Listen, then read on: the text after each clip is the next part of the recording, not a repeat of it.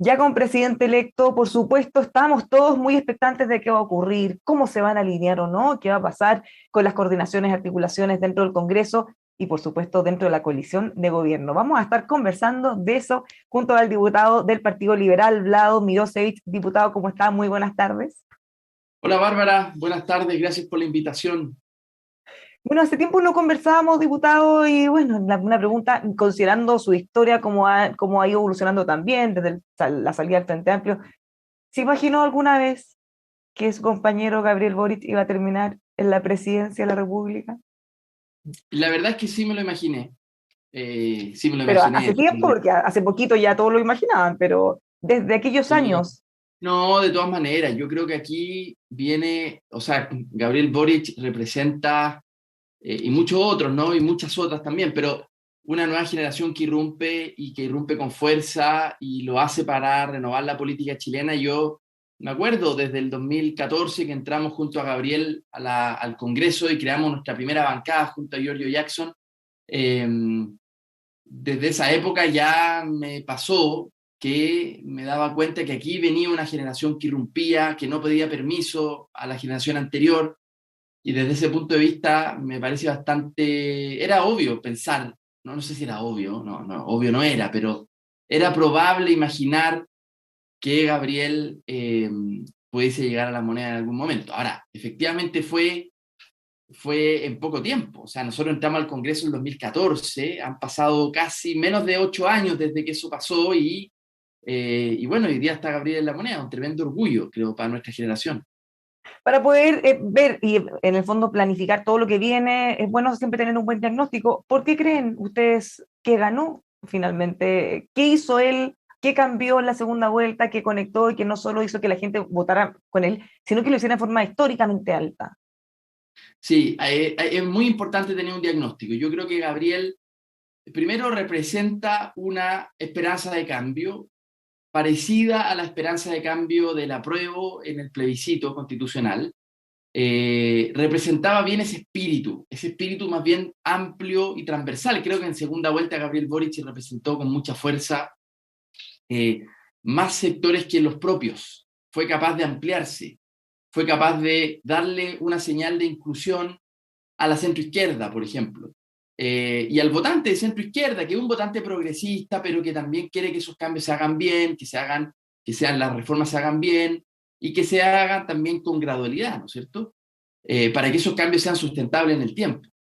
Y yo creo que desde ese punto de vista, la segunda vuelta de Gabriel Boric estuvo impecable, porque fue un candidato un buen representante del progresismo en el más amplio sentido de la palabra, renunciando a cualquier tipo de sectarismo y teniendo, creo yo, juicios más justos y más ponderados y más reflexivos. Y todo eso ayudó muchísimo. Creo que Gabriel lo hizo muy, muy, muy bien en segunda vuelta. Y fue capaz entonces de ampliar y representar a un amplio sector de la sociedad chilena. Y teníamos al frente, en cambio, un candidato que representaba más bien el rechazo, en cierta medida, en gran medida más bien representaba el rechazo, y creo que la gente le dijo que no a eso. ¿Mm? Pero también le dijo a Gabriel, ojo, que queremos que estos cambios se hagan con tranquilidad, que sea un cambio tranquilo, ¿no? En esa misma línea, ¿qué le parece? Él ganó hace no tantas horas y tantas presiones de distintos sectores, incluso el ministro del gobierno, para que designe rápidamente a su gabinete. Hay mucha, mucha ansiedad. Sí, hay mucha ansiedad y antes de ir a eso, solo para terminar el punto anterior, ustedes vieron a Gabriel Boric que fue a la Convención Constitucional, que además está lleno de simbolismos, que haya ido, que fue recibido por la presidenta y por todo el Pleno, pero es muy simbólico además porque Gabriel Boric y muchos otros nos la jugamos muy fuerte para que ese proceso constituyente estuviese en marcha y eso nos costó duras críticas, funas y muchos malos ratos y peleas, pero valía la pena que el proceso constituyente se pusiera en marcha. Y hoy día creo que ya nadie tiene mucha duda de eso, ¿no? Pero Esto Gabriel dijo fue una cosa clave. Dijo, yo no quiero una constitución partisana, no quiero una constitución que sea ni para mí ni para mi gobierno, sino que sea una constitución para el largo plazo, no para la coyuntura, sino que para el Chile del futuro. Creo que es una muy buena señal de parte del presidente electo. Diputado, antes de lo otro que le había planteado, volvamos a este punto, el acuerdo. Usted dijo, bueno, pagamos altos costos, fue muy duro, específicamente también el entonces diputado Gabriel Boric. Fueron sus compañeros, fue gente cercana, el fuego amigo, el más duro, él fue víctima de funas, de ataques, lo pasó muy mal, ¿cierto? Ujú. ¿Qué Sí. expectativas tenemos ahora? Porque él va a tener que tomar decisiones que también van a ser duras, pensando, por ejemplo, en el gabinete, cuánto se va a abrir o no apertura para otros partidos eventualmente a su gobierno, ¿qué tan difícil la va a tener? Porque la centroizquierda ya se han manifestado muy colaboradores, se sumaron en la campaña, pero ¿qué pasa con el otro lado? Sí, yo veo que, o sea, conociendo a Gabriel Boric, él es un tipo corajudo, ¿ah? Es un tipo con convicciones, a pesar de que también duda de sus propias convicciones, ¿no? Siempre dice él, parafraseando a Albert Camus, hay que abrazar la duda, ¿no? Incluso de las propias convicciones. Pero es un tipo que es capaz de defender una posición, incluso si es impopular, como lo era en ese momento para algunos sectores el acuerdo del 15 de noviembre. Y de defenderlo porque sabía que era lo mejor para Chile. Entonces, creo que desde ese punto de vista podemos esperar de Gabriel Boric un presidente con coraje, aunque sin perder nunca el sentido común, sin perder nunca la capacidad de escuchar, con horizontalidad, con humildad, que creo Y uno fueron puede los más esperar ese básicos. pragmatismo de el resto de su coalición, de sus compañeros, de la gente que tradicionalmente son más cercanos, o quienes Bueno, no estuvieron a favor en el acuerdo.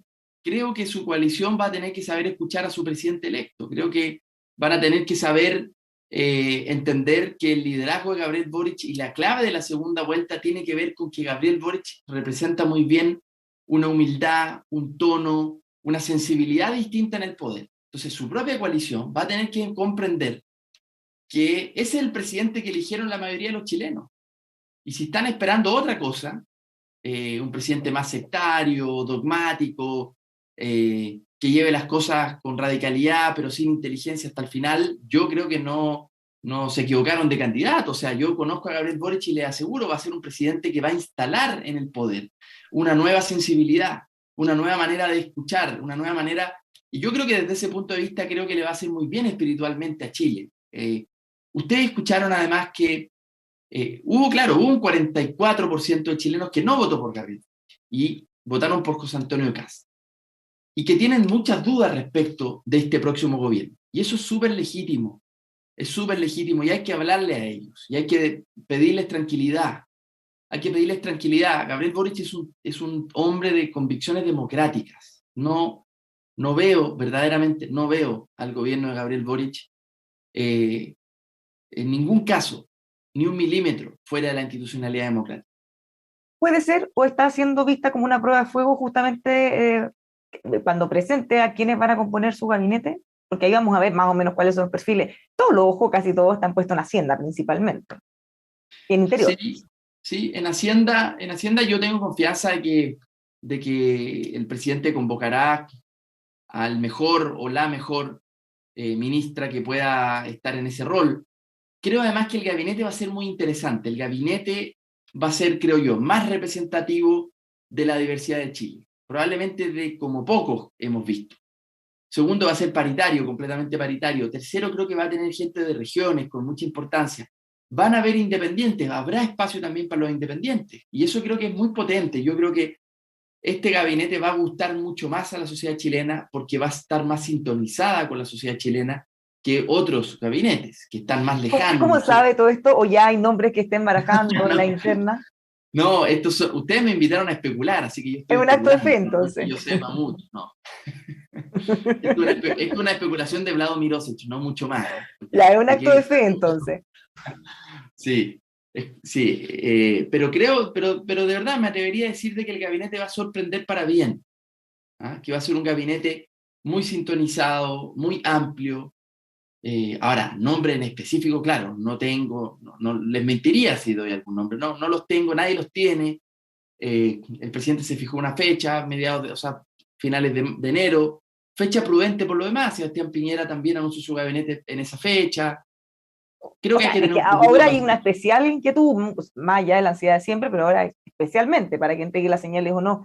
Pero en ese mismo punto, pensando en otras definiciones, porque una, por supuesto, es el gabinete, pero la alianza, la coalición de gobierno, en el caso de ustedes, ¿en qué están? ¿Cuáles han sido las conversaciones? ¿Ustedes vienen también desde el Frente Amplio.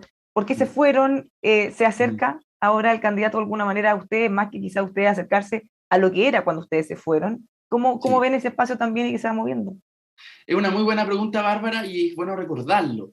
Nosotros nos salimos del Frente Amplio porque entendíamos que el liderazgo que iba a liderar ese espacio iba a ser Daniel Jadot.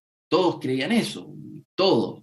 Y claro, sucedió una sorpresa en esa elección primaria, que en las últimas 2 semanas Gabriel Boric logró ganar la elección. Yo creo que esas últimas 2 semanas fueron decisivas, pero claro, nadie se esperaba que alguien distinto a Daniel Jadue fuese ser el candidato de primera vuelta de ese sector, y a nosotros realmente no nos sentíamos representados por la tesis que tenía Daniel Jadue, ¿no? Y entonces en ese sentido dijimos, no, no creemos de que él deba ser nuestro representante en primera vuelta, y hay que unir a la oposición, unirla en una pura candidatura única. No fue posible hacer eso. Esa fue la razón de nuestra salida en esa época. Gabriel Boric, quiero recordar, no era ni candidato cuando nosotros nos salimos, diciembre del 2020, no era candidato, y bueno, Gabriel Jado era el próximo candidato, más seguro, ¿no? Por lo menos lideraba la encuesta. Ahora, efectivamente, creo que hoy la posición de Gabriel Boric es mucho más cercana a la del Partido Liberal y al mundo que nosotros representamos, ¿no? A mí me gusta mucho más esa versión de segunda vuelta de Gabriel Boric, me representa mucho más. Creo además que tiene más posibilidades de ser exitoso en el sentido de que es capaz de construir una gran mayoría, porque hay que tener algo muy claro, y esto es un hecho de la realidad, no tiene nada que ver con nuestros deseos, no. Los cambios se construyen solo si hay mayoría. Así ha sido durante la historia de la humanidad, ¿no? Por lo menos la historia de la democracia. Si no hay grandes mayorías, los cambios no suceden. Por lo tanto, es clave. Y en esto, aquí el gobierno, por lo demás, en el Congreso va a tener que construir una mayoría parlamentaria, cuestión que no está fácil, pero tienen que hacerlo. Va a tener desafíos en cuanto a coalición de gobierno y en cuanto a esas mayorías articuladas en el Congreso, porque si no, no va a poder aprobar o avanzar en prácticamente nada de las cosas más relevantes de su programa. Es bien Claro, por ambicioso alguna de las ejemplo, cosas. exactamente, aquí el Congreso quedó empatado, ¿no? Eso fue lo que dijo la sociedad chilena, así lo quiso la sociedad chilena en primera vuelta, quedó empatado. Senado, un voto arriba a la derecha, Cámara, algunos votos arriba a la centroizquierda y la izquierda, pero bastante empatado, la verdad. Y entonces creo que desde ese punto de vista Gabriel Boric debiese convocar una gran coalición progresista para construir mayoría parlamentaria, porque si no hay mayoría parlamentaria va a ser difícil. ¿Qué creo yo tiene que ser además la primera prioridad en el Congreso? Reforma tributaria, porque la reforma tributaria va a poder permitir una mayor recaudación para financiar algunas políticas sociales que son urgentes. Y esa es la primera. Pero claro, hay que construir una mayoría respecto de esa reforma tributaria, que no va a ser fácil. Nunca ha sido fácil la tramitación de una reforma tributaria, menos ahora, ¿no es cierto? Después de una pandemia, en fin. Se requiere una posición dialogante de parte del gobierno para construir esos consensos que avancen. ¿Y en qué está el nuevo pacto social? ¿Van a ser parte? O sea, ¿en qué están esas conversaciones? ¿Ha conversado con el presidente electo? ¿Van a ser parte de la coalición? ¿Van a trabajar unidos? ¿Cómo lo están articulando hasta ahora? Bueno, la centroizquierda apoyó a Gabriel Boric sin ninguna condición, ¿cierto? Fue un apoyo pensando en el bien de Chile, en el bien superior de Chile, que era que una opción democrática como la de Gabriel Boric pudiese instalarse en la moneda. Pero no ha habido ninguna condición verdaderamente. Él mejoró su programa, convocó a los técnicos de la centroizquierda y eso hizo mucho más viable su candidatura también y probablemente su futuro gobierno. Ahora, ¿cómo participar y en qué condiciones participar, si dentro de la coalición de gobierno o como partidos colaboradores, es parte de lo que se está discutiendo ahora? Es difícil saber lo que va a pasar, porque también se está a la espera de que sea el presidente el que asuma el liderazgo para construir esa mayoría parlamentaria. Pero hay distintas fórmulas. No todo es participando directamente del gobierno. No todo es siendo parte de la coalición de gobierno a prueba de dignidad. Hay otras maneras de hacerlo. La centroizquierda pueden ser partidos colaboradores también. Ya, pero hay otro problema, porque por supuesto pueden generar alianzas, si tienen proyectos comunes, podrían articular, buscar los votos y aprobar la reforma, ¿cierto? Pero hay otro problema, el Frente Amplio y el Partido Comunista, pero sobre este Frente Amplio, es un movimiento joven, relativamente joven, compuesto por jóvenes, algunos dirán, no tienen todavía, no como una crítica, sino como una constatación de realidad, no tienen experiencia, no han gobernado antes, y eso se necesita. Ya hemos visto que cuando presidente Bachelet, por ejemplo, el presidente Piñera, trataron de innovar trayendo gente que no tenía mayor experiencia política, salió mal. Entonces, Sí, sí. van a necesitar algo de eso. Le guste o no la realidad, así como no tener una mayoría en el Congreso, la realidad les va a imponer tener que salir a buscar gente a otros lados para formar su gobierno. Por supuesto, yo creo que, primero que interesante la pregunta, Bárbara, comparando con otras experiencias. Y efectivamente, cuando se ha querido traer gente eh, o innovar trayendo gente que no tiene experiencia política, en general ha resultado mal. Porque hay que reivindicar la política en un punto clave, y es que cuando los ministros venían solo del mundo empresarial, ustedes vieron el tipo de declaraciones que hicieron, que fueron la previa del estallido social. Yo creo que harto tiene que ver el estallido, no puramente, pero tiene que ver también con eso, con una cierta falta de sensibilidad de cómo gobernar, una falta de sensibilidad republicana, en el buen sentido de la palabra, para gobernar. Y ahí creo que sí es necesario la política, hay que reivindicar la política. Ahora, yo creo que Gabriel Boric va a convocar a gente también de centro izquierda que pueden ser independientes quizás, y algunos de partidos, ¿por qué no? Pero que sean gente con más canas, creo que le haría bien al gobierno, una mezcla de generaciones. No puede ser solo nuestra generación gobernando, porque hay objetivamente experiencia que todavía nos falta. En Hacienda, por ejemplo, yo creo que tienen que poner a alguien con más canas. Mujer u hombre, da lo mismo, pero con más experiencia, ¿no? Yo creo que sí, creo que es necesario. No es completamente cierto que solo los jóvenes van a gobernar bien, no es completamente cierto eso. Lo que sí es cierto es que la política chilena, la democracia chilena, requería de un cambio generacional profundo. Eso es cierto. Y ese es un proceso que ya se inició y que no se va a parar, pero también hay que combinarlo con gente que tenga experiencia. Por último, tenemos poco tiempo, ya un mes y medio, un poquito menos, para el receso legislativo. Hay cosas que a ustedes les gustaría sí o sí tratar de sacar antes, porque entre el receso legislativo pues vuelven y ya prácticamente es el cambio de mando. ¿Qué pasa, por ejemplo, con el proyecto que presentó el presidente Piñera, la pensión garantizada universal, que además le pidió ayuda también al presidente electo? ¿Cree que sea posible que se apruebe antes del receso? Sí, creo que es posible, y no solo que creo que es posible, creo que es necesario y urgente que se apruebe. Es decir, todo lo que tenga que ver con aumentarle las pensiones a la gente, tenemos que tener unanimidad en el Congreso respecto de eso. Obviamente que el presidente Piñera no tiene la legitimidad ni el espacio político para hacer una reforma más estructural a las pensiones. Eso obviamente que no, eso es materia del próximo gobierno, y también tendremos que escuchar lo que diga la Convención Constituyente. Pero si se trata de aumentar inmediatamente las pensiones, yo para eso estoy disponible, y creo que tenemos que estar todo el Congreso disponible para aprobarlo ya, para aprobarlo ya. ¿Hay alguna otra cosa, algún otro proyecto que les gustaría tratar de Sí, sacar antes del receso o antes que se acabe este periodo? yo tengo un proyecto que siempre que lo he empujado muchísimo, que es el proyecto de eutanasia, que está en el Senado, y aprovecho a hacer un llamado a que el proyecto se vote en la Comisión de Salud del Senado. Es un proyecto que nosotros ya aprobamos en la Cámara, nos costó años aprobarlo, y hoy día no puede estar esperando, durmiendo en el Senado. No corresponde, la mayoría de la sociedad chilena está de acuerdo con el proyecto, y hay que aprobar el derecho a morir con dignidad. ¿Por qué no ha avanzado? ¿Por alguna razón en especial? ¿Dificultad quizá para ponerlo en la tabla o aprobarlo? ¿O por simplemente hay muchos proyectos dando vuelta? Falta tiempo. Bueno, en la Cámara ha estado votando otros proyectos, perdón, en la Comisión del Senado ha estado votando otros proyectos, pero yo creo que no hay excusa. Yo creo que ahora este proyecto tiene que aprobarse sí o sí, porque además tenemos una dificultad. El próximo Congreso es más conservador en varios sentidos de la palabra, pero en este en específico me atrevería a decirle que va a ser más difícil aprobar un proyecto como el de eutanasia. Así que necesitamos que este Congreso actual, que es más liberal, lo apruebe. Sobre todo porque está en el Senado, que es donde están más ajustadas las fuerzas. Va a ajustar. Aprovechando ese el vuelo quizá del matrimonio igualitario, podrían seguir en la senda, cerrar el ciclo, dice. Exactamente. Y el proyecto ya ha avanzado mucho, ha tenido un gran debate. No es una ley expresa en ningún caso, llevamos mucho tiempo esperándolo. Es una ley que da garantía de libertad individual, pero que tampoco haya espacio para abusos, de que sea completamente voluntario, de que las causales estén muy claras. yo creo que eutanasia y el derecho a morir con dignidad se puede aprobar antes de que termine este Congreso.